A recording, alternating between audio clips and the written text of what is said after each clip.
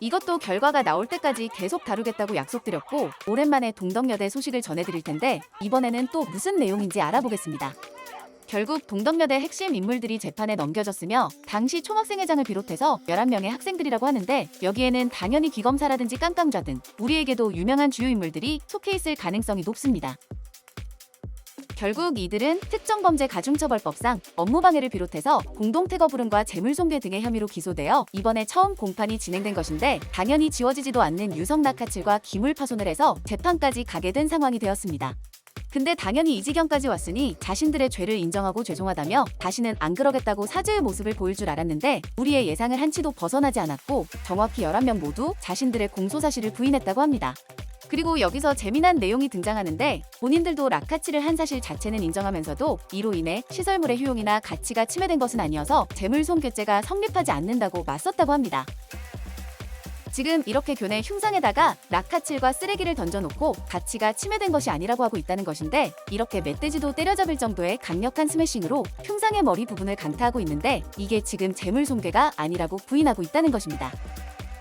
그리고 더욱 어이가 없는 부분이라면 이러한 흉상의 정체는 다름 아닌 조용각 박사님이고 한평생을 여성교육 발전에 이바지한 공로로 교육 공로포상 동백장까지 받은 위인이며 동덕여대와 동덕여고 등을 산하에 둔 학교법인 동덕여학단의 이사까지 역임한 인물입니다. 결국 동덕여대의 발전과 여성 교육을 위해 한평생 고생하신 인물에게 이렇게 지워지지도 않는 유성 낙하치를 비롯해서 각종 오물을 던져놓고서는 자신들은 재물손괴를 하지 않았다며 효용이나 가치가 침해된 것은 아니라고만 하고 있습니다.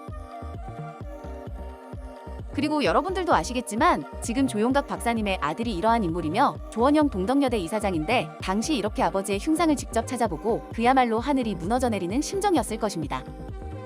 그래서 지금은 이렇게 더 이상 훼손되지 못하도록 흉상 근처에 칸막이를 설치해서 보호를 하고 있는 상황입니다.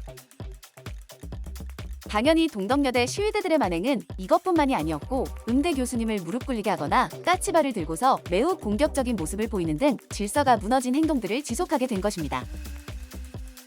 심지어는 자신들의 총장님 얼굴을 갖다가 이런 식으로 제작해서 인간성 상실의 모습까지 보여주며 시위는 원래 이렇게 하는 거라며 어이없는 논리만을 내세우게 됩니다.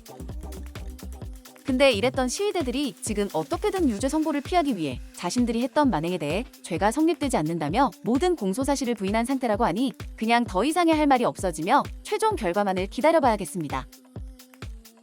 결국 오늘 영상을 여기서 마무리해보자면 분명히 남녀공학 반대 시위를 하면서 나름의 평화적인 방식으로 시위에 참여했던 학생들도 있을 거라서 그들까지 이번 사태에 대한 책임을 지는 것은 무리가 있습니다.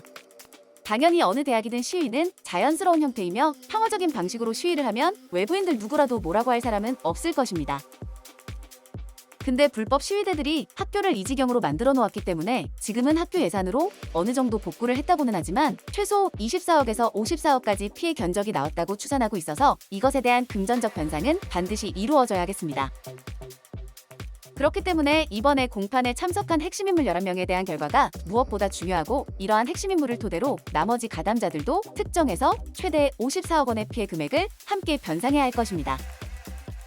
어쨌든 이 소식도 끝날 때까지 계속 전해드리도록 하겠으며 우리가 우려하는 끔찍한 결과가 나오지 않기만을 바라며 이번 영상은 대략 여기서 마무리하도록 하겠습니다.